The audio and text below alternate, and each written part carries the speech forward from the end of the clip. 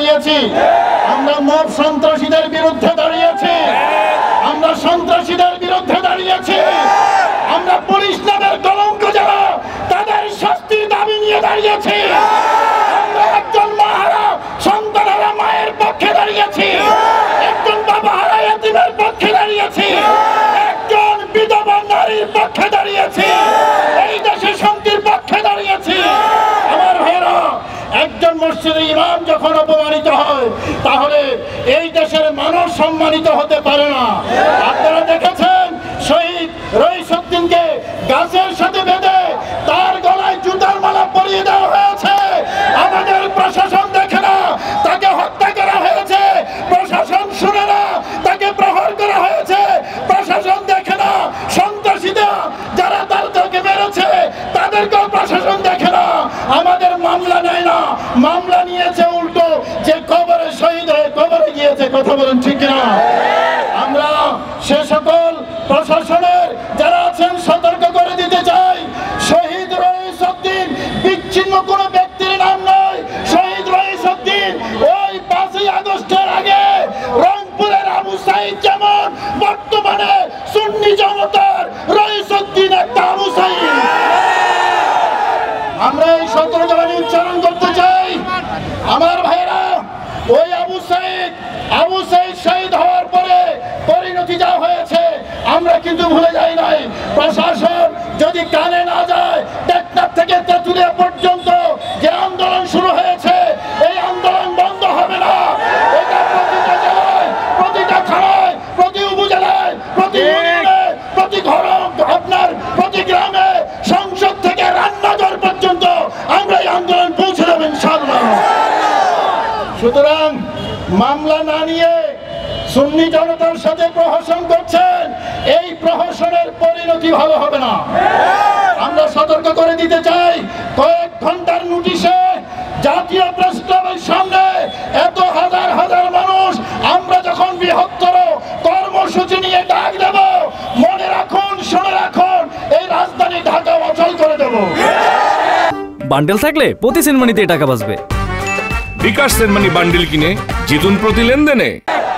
আহলে সুন্নাত ওয়াল জামাত এটা কোনো আজকের নতুন কিছু নয়। 1400 বছর ধরে আহলে সুন্নাত ওয়াল জামাতের আদর্শ ছিল, আছে। বাংলাদেশে হাজার হাজার পীর মাসে একটা দরবারের মানুষ যদি ঢাকা শহরে আসে, ঢাকা শহরে গাড়ি চলাচল করার কোনো রাস্তা থাকে না।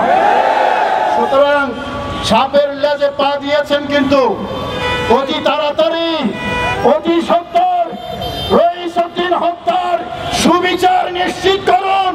যদি সুবিচার নিশ্চিত না হয়, তার পরিণতিতে বাংলাদেশে যদি কোনো বিশেষ পরিস্থিতি তৈরি হয়, এটার জন্য আমরা দায় নেব না, সরকারকে দায় নিতে হবে।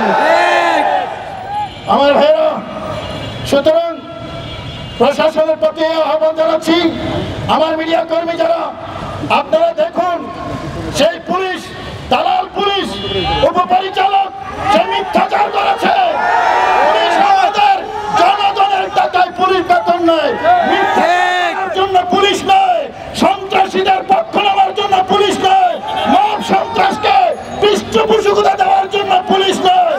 আমরা পুলিশ বাহিনীর প্রতি আহ্বান জানাচ্ছি, আপনারা সত্যের পক্ষে আসুন, ন্যায়ের পক্ষে আসুন, মজলুমের পক্ষে আসুন, জালেমের পক্ষ নেবেন না। ওই পুবাইল থানাকে নাম হলো পুবাইল থানা, কিন্তু কাজে দেখা যাচ্ছে 5ই আগস্টে যাত্রাবাড়ি থানা। যাত্রাবাড়ি থানা হয়ে উঠতে আর কোনো থানাকে দেওয়া হবে না।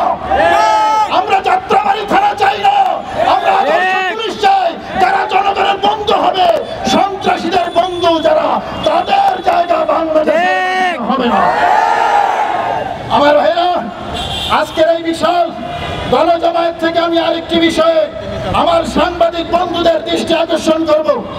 আপনারা সেই বিষয়টা আহলে সুন্নাত ওয়াল জামাতের পক্ষ থেকে আপনারা মিডিয়ায় প্রচার করবেন।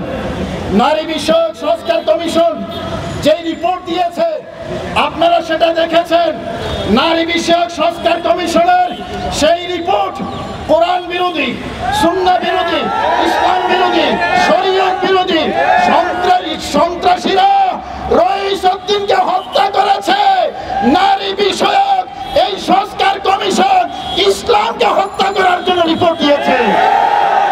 আমরা এটা হতে দেব না। এই নারী বিরোধী, এই নারী বিষয়ক সংস্কার কমিটির এই সুপারিশ কোরআন সুন্নাহ বিরোধী, এটা এই দেশে বাস্তবায়ন করতে দেওয়া হবে না, হবে না, হবে না। এই উদাত্ত আহ্বান জানিয়ে আমি আমার বক্তব্য শেষ করছি। আমার বন্ধুরা যারা আজকে